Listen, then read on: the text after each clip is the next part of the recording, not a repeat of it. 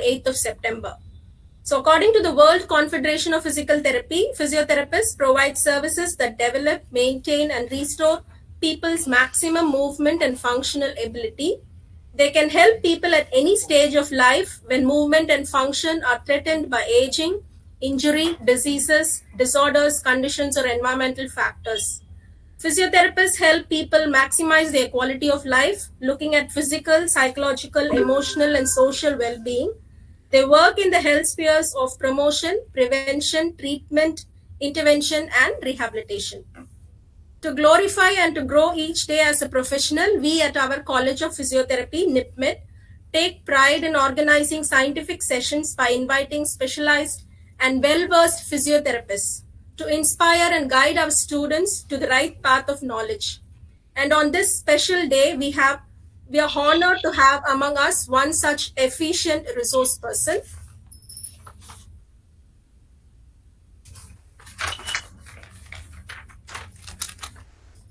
We are pleased to welcome our distinguished faculty from the National Institute for Empowerment of Persons with Multiple Disabilities to inaugurate today's online webinar session.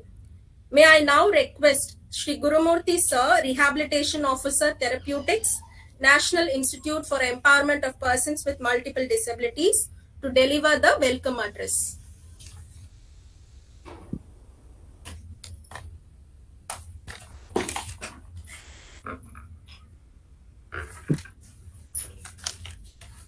So very good afternoon to you all. So on behalf of National Institute for Empowerment of Persons with Multiple Disability, I welcome the eminent resource person, Shri Sheikh Abdul Qadir Sir, physiotherapist from AAPMR, and our director, Shri Nachiketa Raut Sir, and then head of the department, Shri Santosh Khanna Sir, for who has taken this initiative to utilize the online platform for this webinar on the functional training in physiotherapy on the eve of World Physiotherapy Day. And then I would like to welcome all the participants and clinicians for this webinar. Thank you so much for giving this opportunity.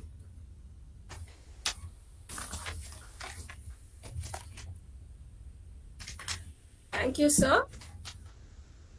With due respect, I humbly request the director of our institute, Shri Nachiketa Raut Sir, to deliver the inaugural note for the webinar on functional training in physiotherapy. Thank you. Thank you. Namaskar, all of you. And it's World Physiotherapy Day. We are having a series of programs, and one of the programs is this thing for physiotherapy. I congratulate the department, head of the department, Shri B.S. Santosh Khanna, other staff of the department, Shri Gurumurthy, who just now gave the welcome address, a resource person, a very well-known person, Mr. Sheikh Abdul Qadir, who is a physiotherapist from AIIPM and R. The understanding which I have about physiotherapy is long back in my graduation days when we used to play, and sports injury used to be a common phenomenon. I was taught right from the beginning that if you have an injury, you should put some hot fermentation type of a thing. So some volleyball match I remember, and some injury was there. Somebody said it's better to call a physiotherapist. Students know, so here and there. So Bombay, Haji Ali. So somebody called up a physiotherapist and said, okay, injury is there to the captain, and we have a match day after tomorrow also. What to do? The gentleman said, what are you doing? We are giving hot fermentation. He said, no. Give ice, 72 hours. We asked, why ice? Because at this point of time, there is so much of vascularization of the entire thing, and some swelling will happen, something will happen. But since then, I have seen that whenever I have a sports injury till date, if it is instantly given with some amount of ice, fantastic results. So it has brought about a change in my life, and it has reduced pain in my life, and it has increased my functionality, right? That's what physiotherapists do. So I congratulate physiotherapists for bringing about a positive change in many people's life, bringing about an increase in movement, reduction in pain, and addressing multiple issues through different modality, may it be ice, may it be electricity, may it be wax, may it be heat, different modalities, and empowering people with and without disabilities. Now, posture is an issue which is there with everybody nowadays. You walk into a classroom and a physiotherapist can identify, okay, these are the 10 number of students. If you don't help them to sit properly, they are likely to be having this. Handwriting is not proper. Okay, if he sits properly, then handwriting would be okay. So what is my perspective regarding physiotherapy is that more than addressing people who are ill, people who are neurologically affected and issues, if we can bring physiotherapy to mainstream, if we can bring physiotherapy, if we can project physiotherapy in a way that it becomes a part and parcel of day-to-day life, it helps us to get rid of odd postures, improve movement patterns, reduce pain. And I think physiotherapists should be having the right kind of attention which they deserve to have. So with these words, I would like to thank the entire department, College of Physiotherapy, the team members, the participants, the staff members who have joined together for this program. A very apt topic, functional training and physiotherapy, and wish you a happy Physiotherapy Day. Thank you. Thank you very much, sir, for that inaugural address and welcoming our candidates. Thank you so much. With gratitude and respect, I now request the head of our department, Shri Santosh Khanna, sir, Principal, College of Physiotherapy, National Institute for Empowerment of Persons with Multiple Disabilities, to give the keynote address for today's webinar on functional training in physiotherapy.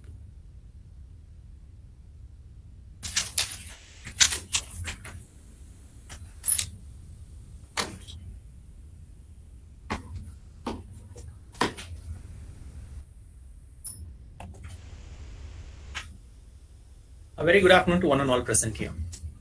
I thank my director for giving us this opportunity to conduct a 3-day physiotherapy day celebration. I heartfelt thanks to our director.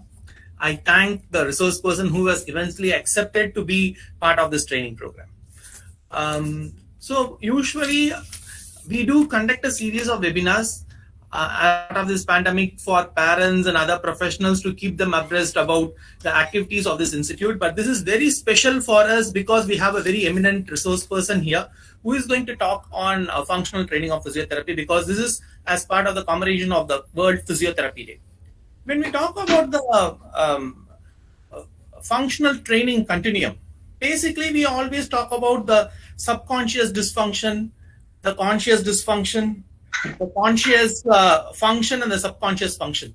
So these are the 4 primary areas which we actually talk about. So when the patient comes to us, how the patient feels, and how after our intervention, what they feel across, and end of the day, how they feel. So these are the 4 important components that we always talk on the functional continuum.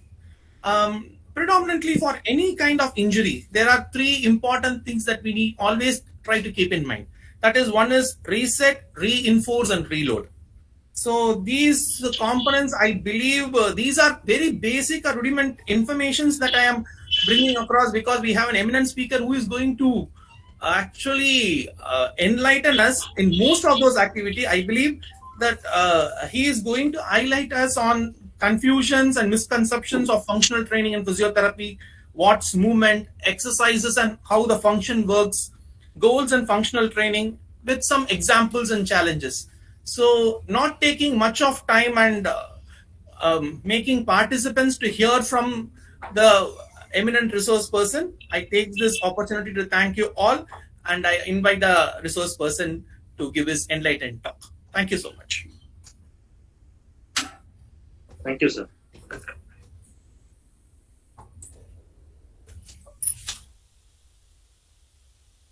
Thank you very much, sir, for your inspiring words and inaugurating this webinar.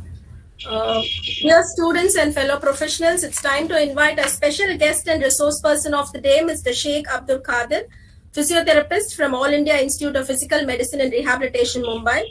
He has completed his undergraduation from Government Institute of Rehabilitation Medicine, Chennai, and his master's he has completed in AIPMR, Mumbai. He also has a post-graduation diploma in biostatistics under the Madurai Kamaraj University, Tamil Nadu. He is currently working as clinical physiotherapist in All India Institute of Physical Medicine and Rehabilitation, Mumbai since 2013. He has been a co-investigator in 2 ongoing departmental research projects started in the year 2018. He also has publications in international journals. He is a member of Core Research Committee of All India Institute of Physical Medicine, Mumbai, and a peer reviewer of 3 international journals since 2015. And he has reviewed over more than 22 manuscripts till date. He has reviewed the textbook Rehabilitation Research, Principles and Applications in the year 2016, has authored an article titled Diary of a Pragmatic Physiotherapist, published in Physiotimes magazine in March 2016. He held the post of Quality Assessor in the content team in Physiopedia from October 2013 to September 2016. He has written about 10 articles as an original editor and a contributor for more than 30 articles. He is also the founder of the Physio Voice, a knowledge translation initiative. He has presented various scientific papers and won many awards at national level conferences and has been invited to many colleges as a resource person. It's an honor to have you among us today, Sheikh sir. Thank you, ma'am. Thank you for the wonderful introduction. Shall I share the screen? Yes, sir. We can start the presentation.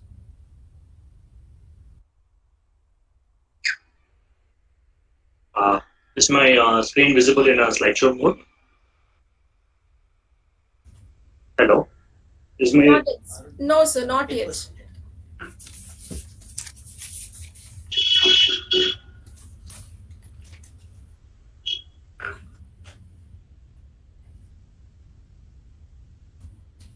Yes. Yeah.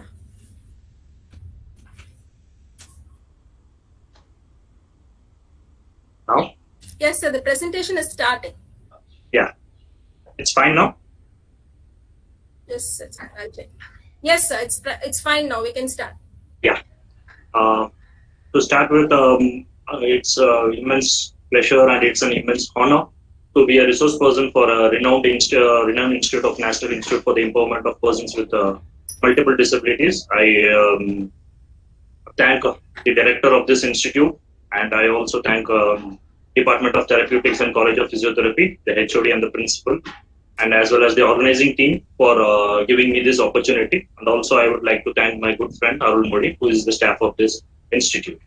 To start with the presentation, we are going to discuss something about functional training in physiotherapy. Before starting with the presentation, I would like to have some disclaimers, which is this is not going to be a typical teaching. This is just discussing ideas. So I am happy to get interrupted, question, and whatever way you want it, that's fine with me. If you have any queries which has to be clarified, you can send queries or in form of chat to the moderators, and the moderators can let me know. I'm happy to answer your questions even in the middle also. That's fine with me. And one bad habit of mine is like once I start, I used to talk fast, even if you have that issues with my speed of the presentation, or if my any technical difficulties like my voice is not audible, you please let the moderator know so that they will inform me and I can do the needful. As rightly said by Richard Feynman, the ultimate test of your knowledge is to your capacity to convey it to another. So if you fail to understand what I am trying to convey, it's my failure and not yours. So I hope you people will not fail me today. To start with, this is the content of my presentation. As sir had already mentioned, this is all the things I am going to go through with.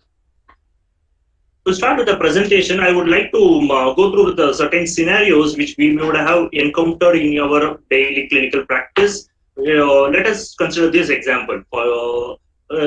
If you have a patient who is having the condition of hemiplegia, who is chronic hemiplegia, and we all used to give pelvic bridging as an exercise as a routine.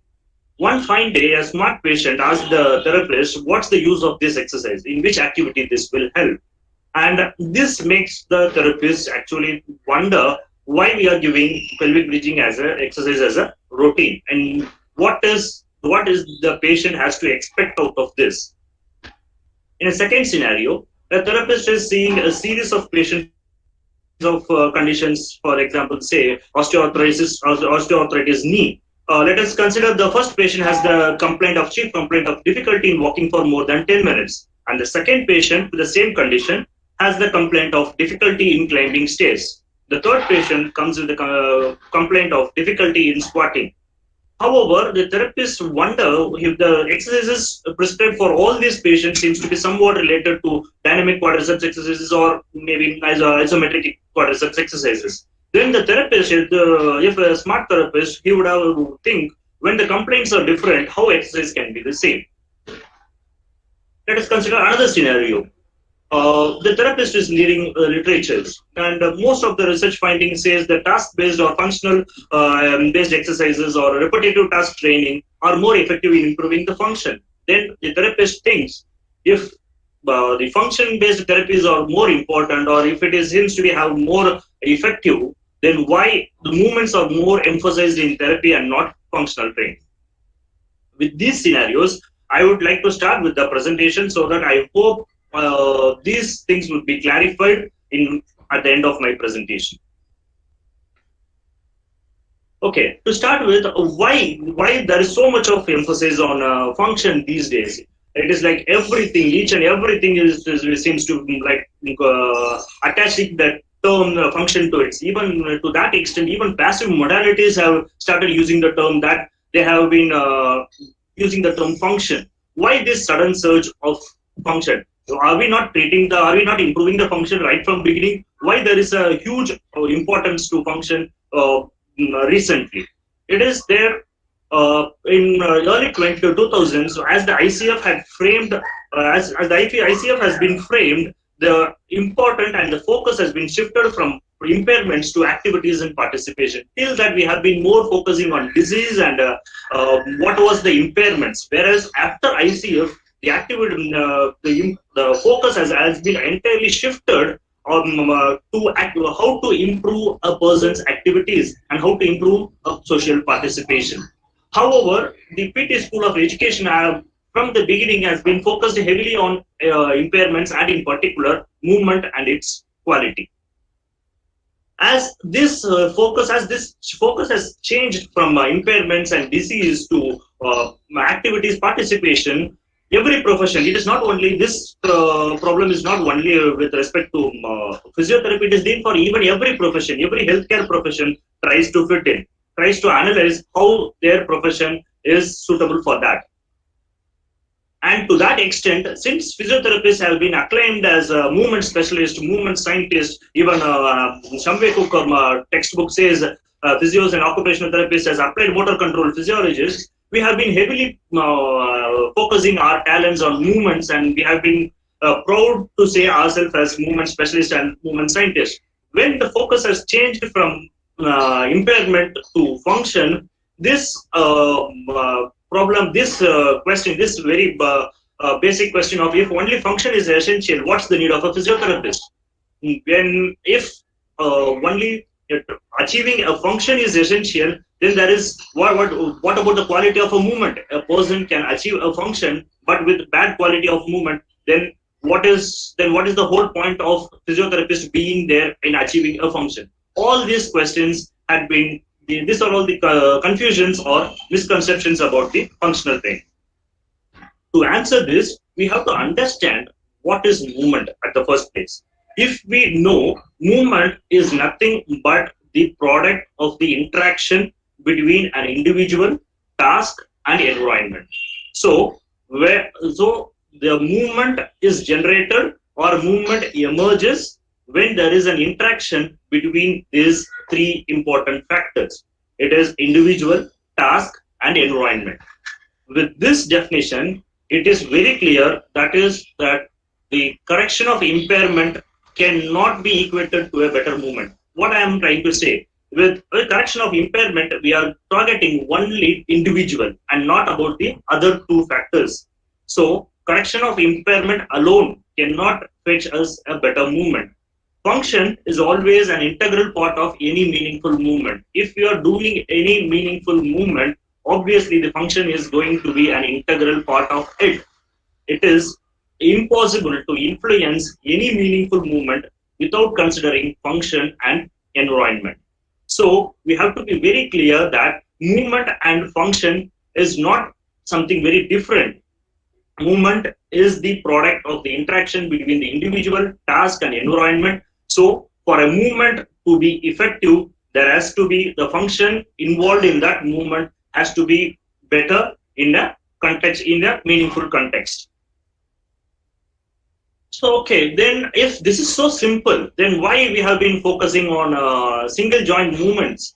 We have to understand, we have been reading from our anatomy from our first year. It has been flexion, extension, flexors, extensors, but all these things are mainly meant for an laboratory abstraction. This is not for, this is for us to understand the movement, for understand how our body works, but this cannot be a real life phenomenon. As Latash and Anson had beautifully mentioned as early as 25 years ago, in human motor control, single joint movements exist principally as a helpful laboratory abstraction, but not as a real life phenomenon.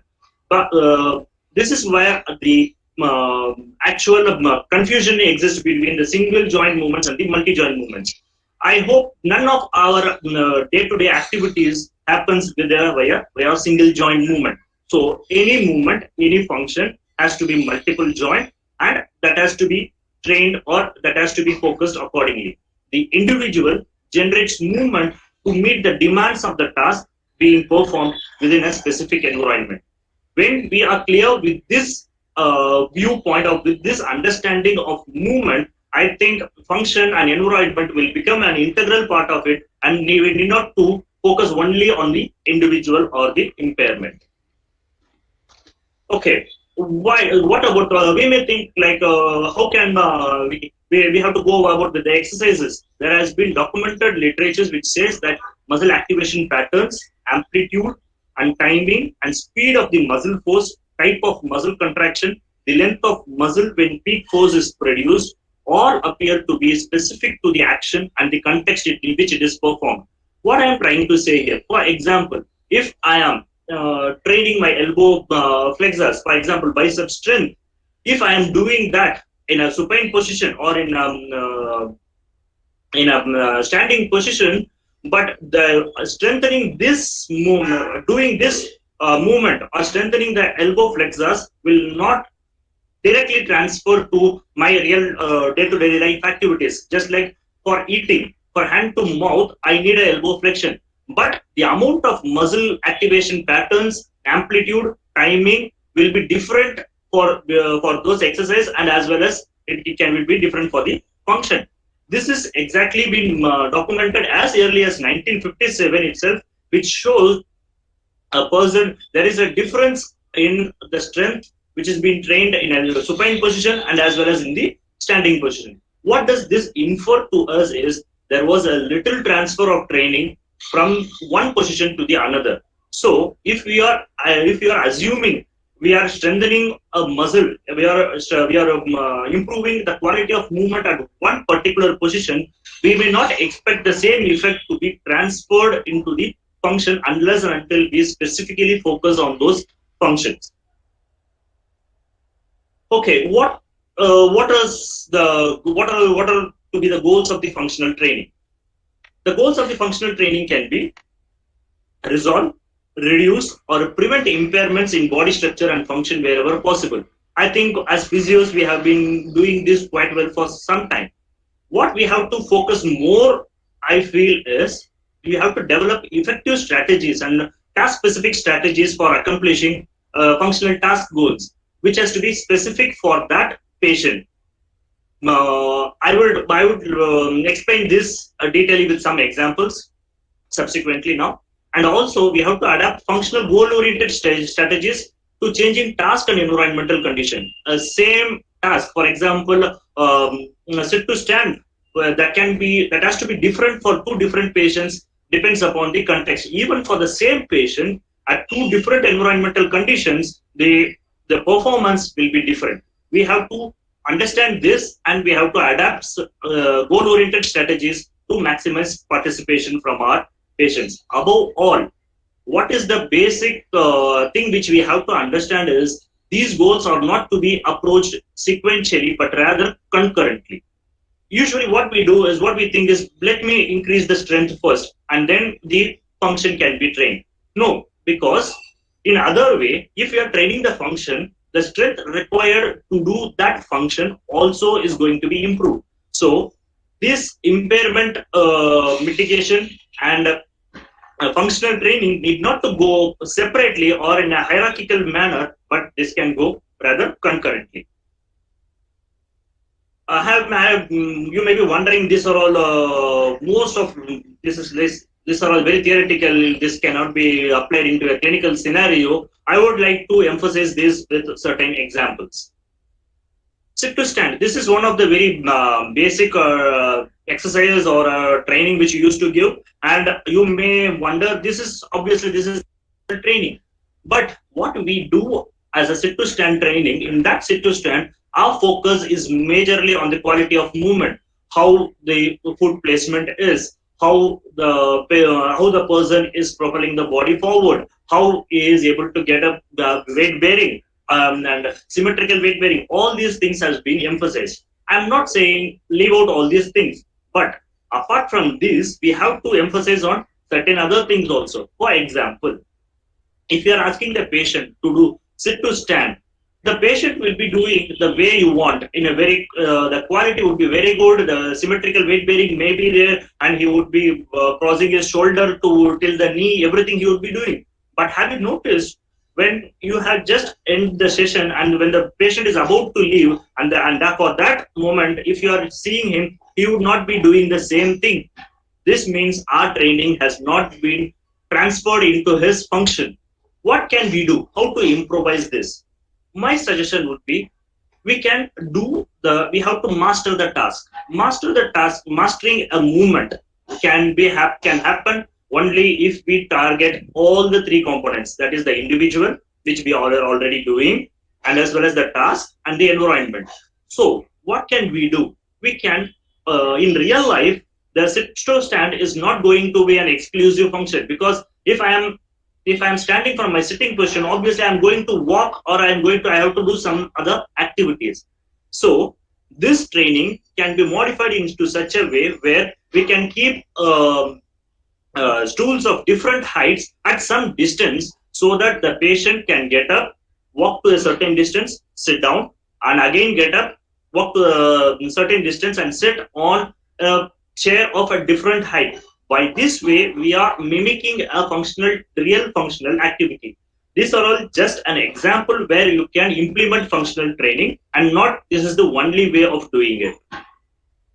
Okay, let us consider another example. Single leg stance. Obviously, I think mostly we will be using this is as an exercise for geriatric patients, even ONE patients, even stroke patients for balance exercise as a mean of improving balance.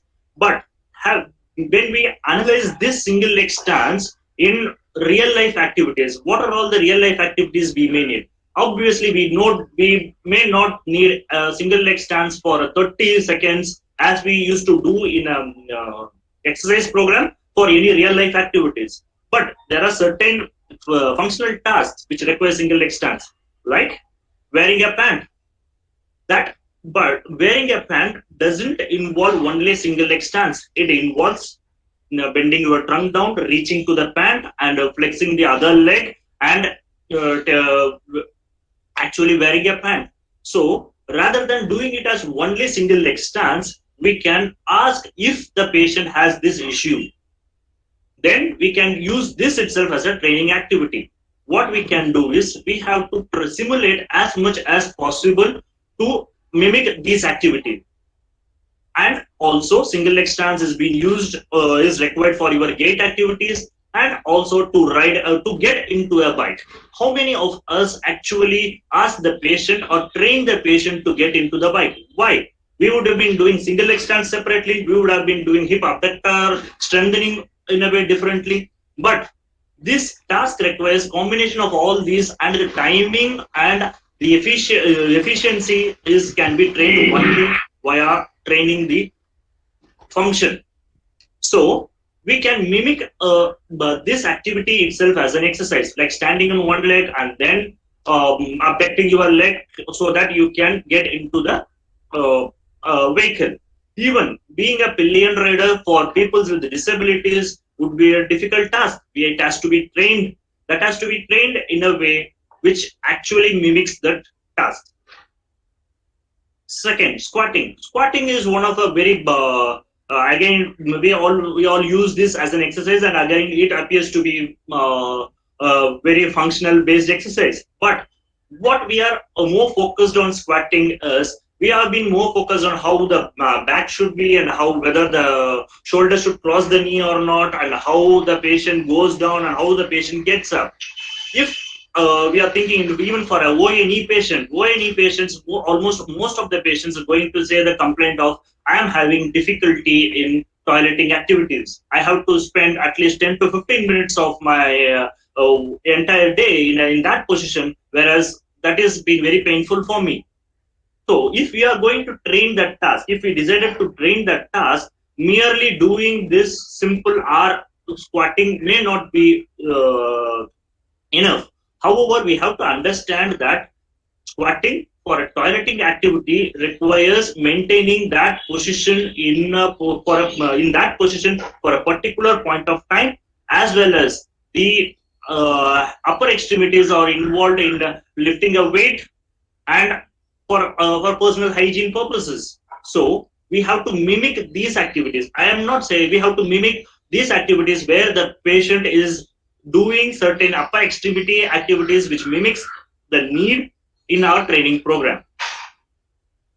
And also the duration. We quite often we forget to focus on the duration where the patient has to perform the task. So if I am framing a training program for the person to help in his toileting activities, my program should involve the person to make him fit to attain that position for the required period of time.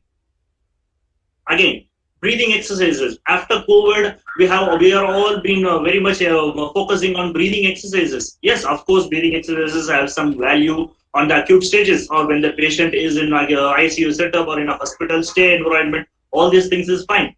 When we have a long COVID, when we have a problem with demand, when the person is feeling tired or where he is not up to the mark while doing any task activities, our body doesn't function in a compartmental way. Our body functions in a holistical way. So to improve the breathing exercise, the tasks that body has to be tackled as a whole. Even an aerobic exercises, via aerobic exercises, we are targeting the system as a whole, the cardiac system, pulmonary system, and the muscular system. Every system is being targeted to perform, to diminish the demand of the task. So if a person has breathing issues on some strenuous activities, for example, stair climbing or walking for a long time, then our focus should not restrict only to breathing exercises, but also to the activities. We have to demand the system to produce more. Again, the dexterity exercises. This is one of the very common exercises which we used to give. We ask the patients to do the pegboard activities.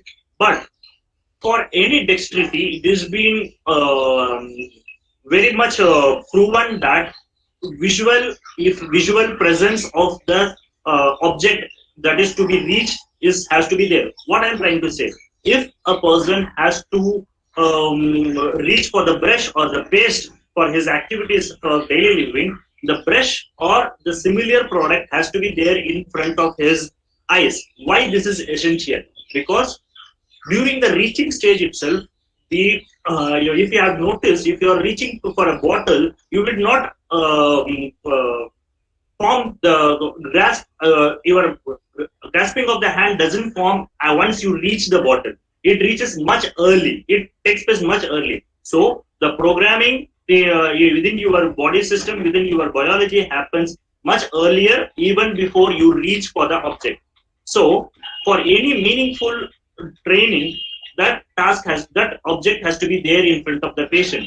We have to ask, if I am doing dexterity exercises, what is the object I am going to reach? And that object has to be there. For example, the grasp is going to be different for holding a paste, holding a brush, holding a soap, or holding a mug of water, whatever it is. The grasp will be different and the planning has to be different. Doing just a pegboard, removing the wood from the pegboard and just placing it back on the pegboard is not going to improve this alone, not going to improve the dexterity. Same way, reaching very rarely can be an exclusive real life task. Always reach is being subsequented with the grasp and manipulation. So whatever we are trying to do, reaching activities, that has to be performed or that has to be supplicated with the subsequent functional activity what we are trying to do. For example, the reaching and the demand for that would be different for different activities. For example, if I am going to reach for an object above head, the body requirement and postural orientation would be different. If I am going to reach something at the sides in sitting, that has to be different. So these things has to be considered in those the way where the functional task and what is the patient expected out of it. Okay, having said all these things, what has to be done? What can be done from as a physiotherapy community? What can we do? The major issues, what I felt, all these things is coming from the neuroscience of movement generation. I think our curriculum and our teaching had not focused much on movement generation per se. It has been taken for granted because all our principles which has been derived maybe because of that concept, our brain, earlier it is used to think that brain used to control muscles. So the emphasis was given much on muscle re-education, muscle firing and stuffs like that. Later, it was thought that no, it is not the muscle per se, but seems to be the movement. Here, what I am trying to say, it as movement as the anatomical movement, like flexion, extension, these stuffs. And then the focus was shifted from muscle to movement, doing movement correctly. That's why the quality of movement was majorly focused. But our recent understanding of neuroscience and our more motor control and motor learning principles have showed us the human nervous system or the human biology is more bothered about the task rather than a muscle or rather than a movement. So this understanding has to be brought up from the very graduation level. For that, I would, even though this is not a part of my presentation per se, I feel this is one thing which has to be clarified. And because this is something, the usage of this term motor control has been used very vaguely and very, I would say, wrongly. Samway Cook had defined the motor control as the ability to regulate or direct the mechanisms essential to movement. So it is a mechanism or the controlling, or what we can say. It is one thing we can say it as a computer program which happens behind the scene. If I am typing it as 1 + 1 in a calculator, it will not show what the program is been running behind. What the program that runs behind is the motor control. So it is always happens behind the scene. What we see outside as a person doing a movement or doing a task is the motor behavior. So we have to understand this motor control is something different and motor behavior is different. Obviously, in clinical setup, we have only motor behavior to have some judgment about the motor control. But we cannot rely exactly on the motor behavior. Why? Because the motor behavior or the movement is dependent on individuals performing a task at a particular environment. What I am trying to say, if a patient comes to you and he is in lying position, you ask the patient to raise his arm. And for that moment, that patient, for that individual, The task is raising the hand as commanded by the therapist in the clinic, in the couch of the clinic. This is what the patient does. That is what the motor behavior. With this motor behavior, it is almost impossible to determine how the motor control is going on at a different, which is happening behind. So let us be very clear. Until at this point of time, our understanding of how human biology determines this motor control and how movement emerges is not clear till now. There are few theories of motor control which seems to be promising, like equilibrium point theory and referent configuration model. All these things are coming up, but we are still unclear about motor control. Whatever we see outside in the real life is motor behavior, and there can be major discrepancies between the motor control and the motor behavior. Okay, having said all these things, what has to be done? The training to tailor-made programs that has to be for the individual and for a particular environment. Even the same individual, for example, a same individual may require two different types of training for two different environments. We have to be equipped enough for that. So what we have to do, we have to ask the patient what are all the functional difficulties he is having. What are all the functional difficulties? The patient may not be able to say, but we have to probe more and we have to get from the patient. As evidences are coming up in favor of functional training, we have to adapt evidences in practice. And obviously I am not saying that functional training is the best, but there are evidences coming in. So we have to adapt those evidences in practice, and at research level, we have to address the existing gaps in research. And also we have to have some openness to change, because this is one of the major obstacle for us to change from what we practice. And we may not have to change drastically, but that is what the need. We have to understand and we have to add up the required steps. Having said all these things, is functional training doesn't have any challenges? Is it possible for to practice functional training on the entire physiotherapy profession and the needs? No, it has its own challenges. I would like to enumerate on few challenges so that we are aware of these challenges and we find ways to tackle all these challenges. First and foremost challenge, what I felt, is the training each and every function. For example, if a stroke patient or if a patient if a kid with a cerebral palsy comes, is it really, I used to think myself, is it really possible to train each and every function? Whether like reaching to the brush and taking wearing a shirt and taking a weight and squatting, these stuff, each and every function, is it possible to train each and every function?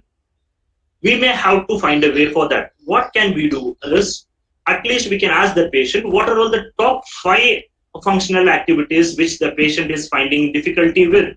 So we have to focus on those 3 to 5 functional activities, as it depends upon the importance what we have felt and as well as from the patient. Let the patient be the part of it, take an informed decision. For example, severely, for example, a GMFCS level 5 kid, the kid may be a GMFCS level kid, and if you are asking the parents, they may say like, my kid wants to walk.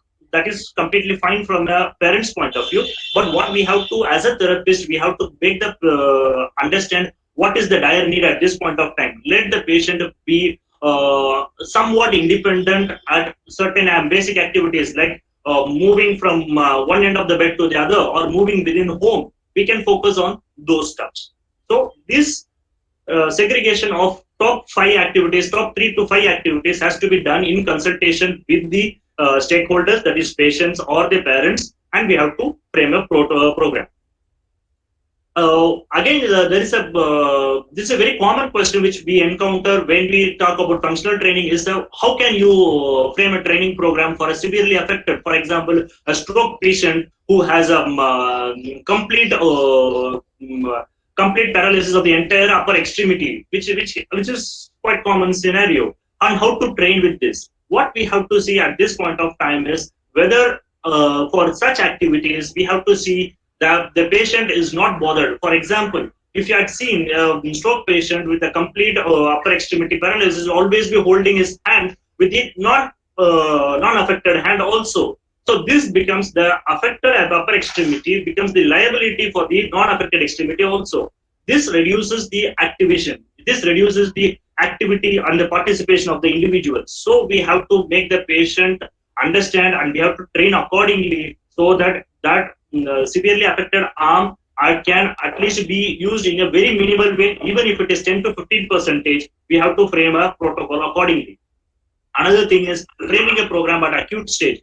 We have this dilemma or this idea of if you train something at the acute stage, then the trick movements may start up, and then they will be the recovery may hamper. But we don't have any convincing evidences that training, starting task-oriented training at the acute stage will hamper recovery. On the contrary, we have favoring evidences that it may improve recovery. Obviously, this is a time-consuming, because the motor learning principles have shown us the task has to be trained as much as possible, and there is no time limit or time bound for it, which we can say this much is required. So as per the need, the training has to be extensive. From the patient point of view, it can be a poor compliance is often needed, because when the patient is asked to do activity which is not that easy for him, poor compliance is also can be there.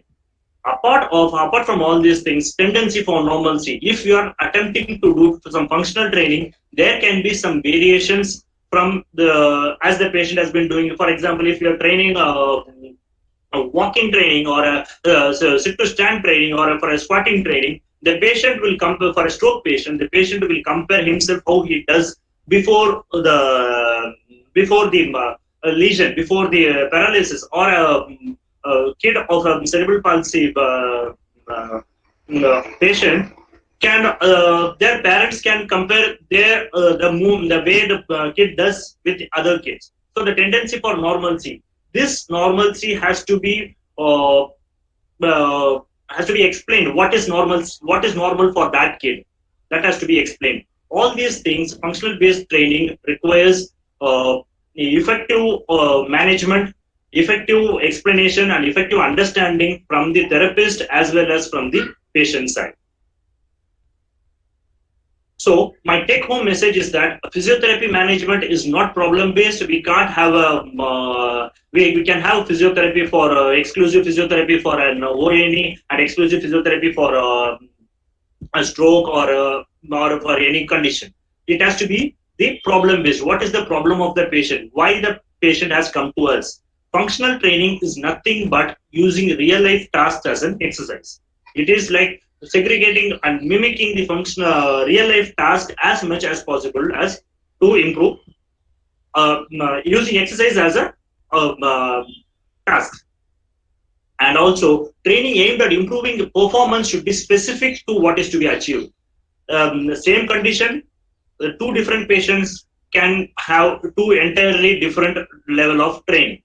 Above all, I want to emphasize that this functional training should not be used as an approach. It is often seen as one school of thought, or it is used as one of the various approaches.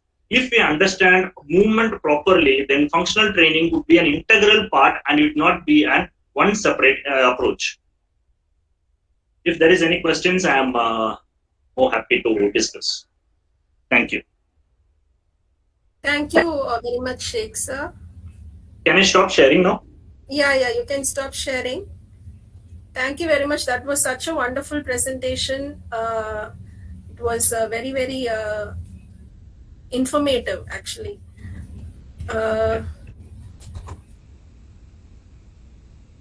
So we are not actually having doubts in the chat box. Just one person has asked, he's actually a first year student. He's asked for evidences found in functional training and tailor-made programs.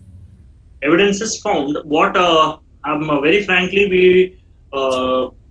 we have evidences in terms of functional based training. As I had said, it is not an approach. For example, I can ask evidence for an approach like Mulligan. what is the evidences for Mulligan, what is the evidences for Maitland. But as I had said, this is not one approach. But if you had seen some high quality databases like Cochrane databases, where for rehabilitation, from a pediatric rehabilitation in terms of cerebral palsy or for a stroke rehabilitation, the major evidences, even though the quality is less at this point of time, but we have evidences for functional based training. If you had seen for cerebral palsy management as well as for the stroke management, all these rehabilitation aspects, we are at the starting stage, because functional task training, to create evidences, people have to understand it, and there is a wide variations of understanding is there. So we, at this point of time, we have evidences, but that may not be up to that level where you can be able to say. On the other hand, if I have to say this, we don't have evidences for what we are doing right now also. When comparing to that, the evidences for the task-based training is a little bit higher. This is how we have to improve. Who knows, if our understanding had improved, maybe 10-15 years later, there can be our understanding, that there can be some other evidences also, that we have to be ready to change that also. Okay, thank you. Thank you for that answer. Next question is there. Shall I ask you? Yeah. Please go. When we should consider the quality of movement, and at what times we need not consider about the quality of movement? Okay, this is for example, if a patient, let me consider, no matter how I think all my examples will roam around neuro. So sorry for that. If a stroke patient comes, and if the patient is very much bothered about, I think it's very rarely that patient bothers about how he walks. If a patient is not walking properly, he is not able to go out, his main intention would be like going out. Then that time we have to improve. If the patient is very much focused about, I don't want to walk with the circumflexion gait. It is obviously it is not cosmetically appealing for me, so I don't want to do it. Then we have to understand what I would say is, if a patient is a chronic stroke patient, and I feel it is not possible for me to change the pattern, so I will say to the patient, I will try to make the patient understand that this may not be possible. We have seen there are no why you are doing this kind of pattern, and we have been trying. If the patient is very much adamant, if the patient has an entire rights to ask for it, then what we can do is we will have to negotiate with the patient. Okay, I will give my level best. We will train for 3 to 4 weeks. I will give all the things to improve your quality. If that is not happening within these 3 to 4 weeks, as per you and as well as per me, then we have to focus more on function, and we may have to leave about your quality. This is what the trade-off you have to ask. If the patient is very much behind the quality and you have been focusing only on function, obviously the compliance is not going to be there. We are working for patient, so we have to have a trade-off. And I would suggest in this 3 to 4 weeks, you put your full effort to improve the quality of the function. If that improves you, that is well and good. If that is good for you, that is good for the patient also. If that is not there, let the patient understand, yes, my therapist had given me the best, still I am not able to go with it, I am not able to improve my quality, so I can accept this. Then the acceptance would be better. Okay, thank you. Thank you for that, Professor. There's another question.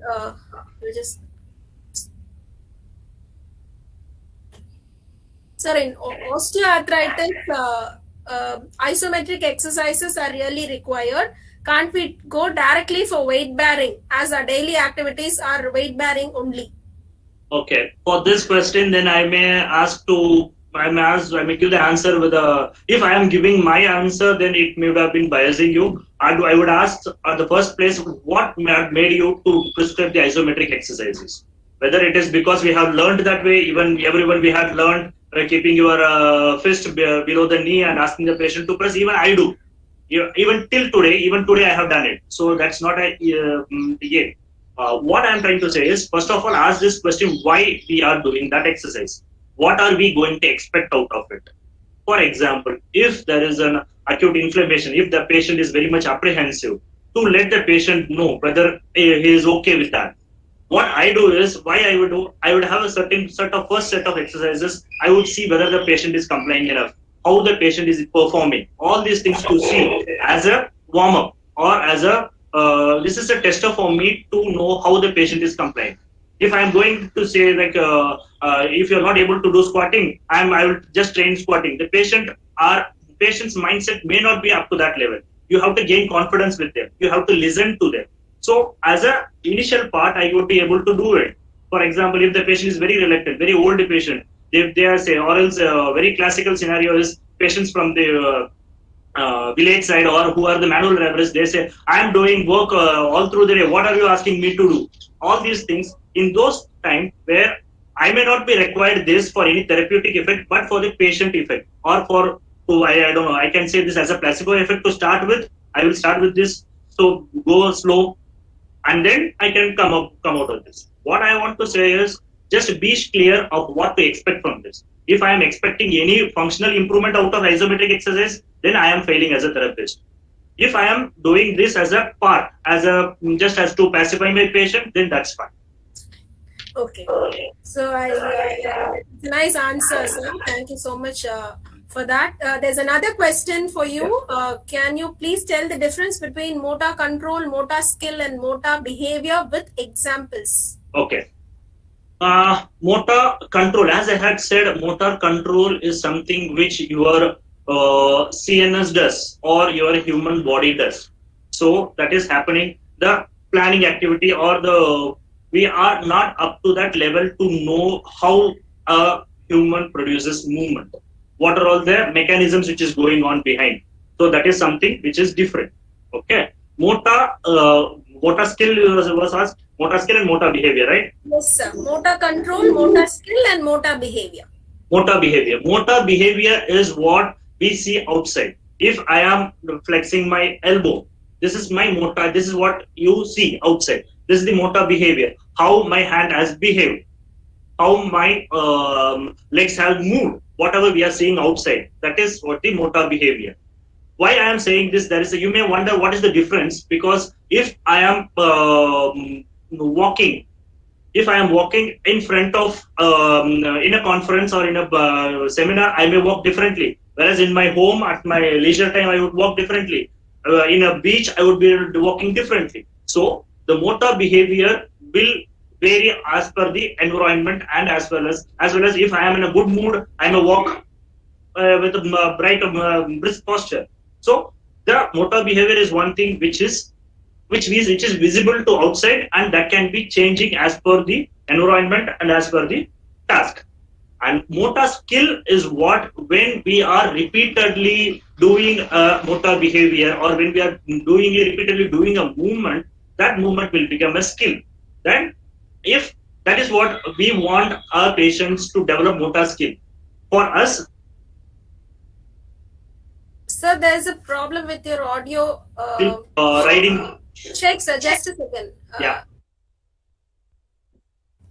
Yeah, there was a little break in that. Can you just repeat that sentence alone, please? Yeah, motor skill for a non-impaired individual or atypical individuals can be some sporting activities like javelin throw or anything else, even riding a bike, without holding your hands. All these things can be motor skill for you. But we have to see in terms of patients, even a normal day-to-day activities has to become a motor skill.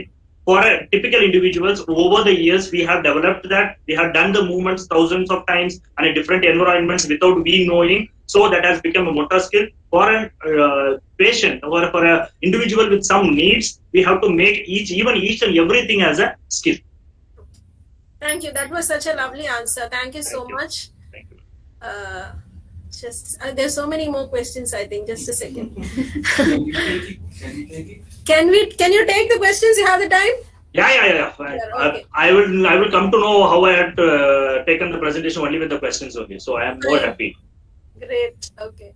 So basically, you mean that the therapists need to make varying environments and let the patient adapt accordingly, from Dr. Susan Jose. Yeah, this is I think one of if I have to say, this is what we can do. There is where a therapist is needed. Yes, my simple answer is yes. Yes. Okay, sir.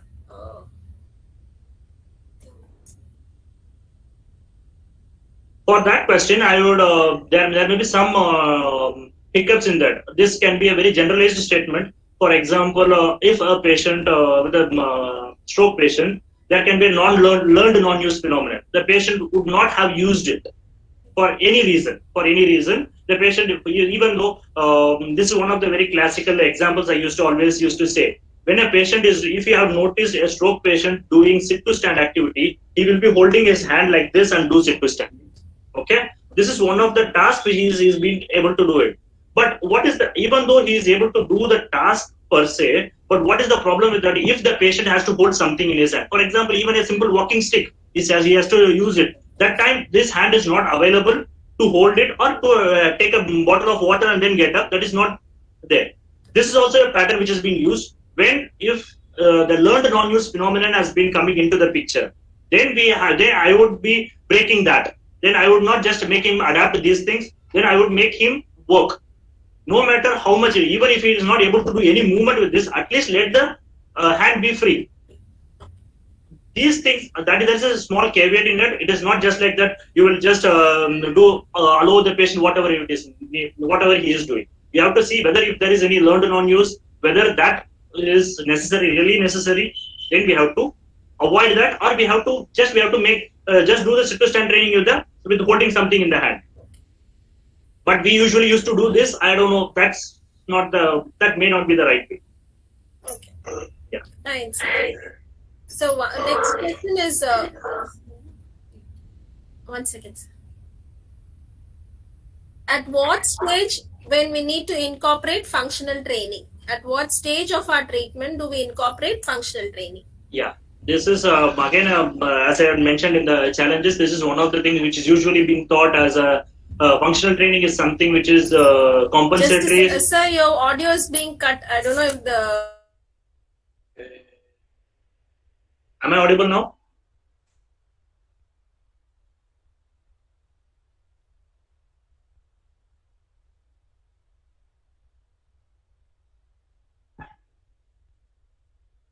Hello?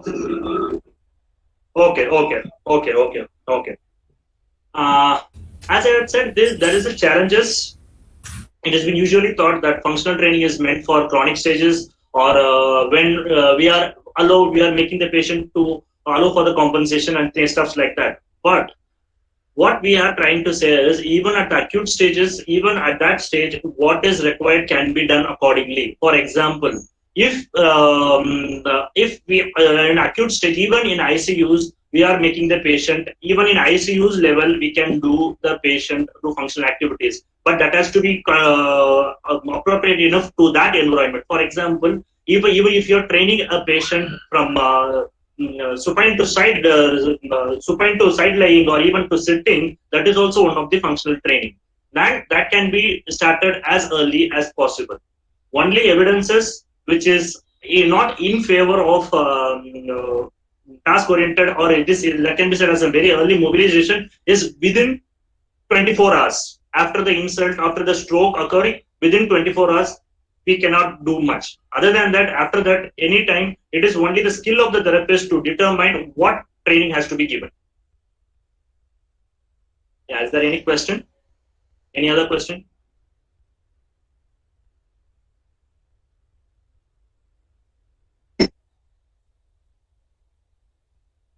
Yeah, I can hear. Okay. Yeah.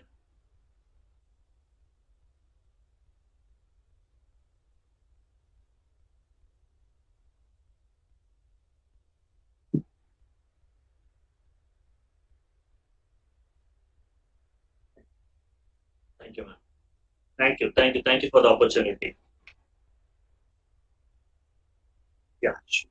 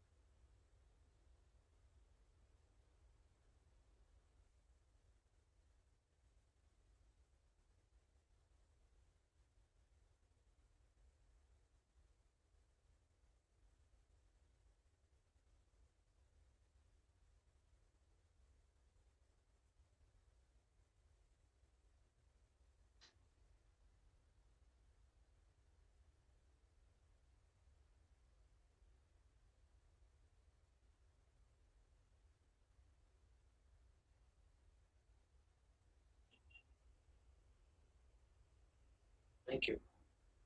Thank you.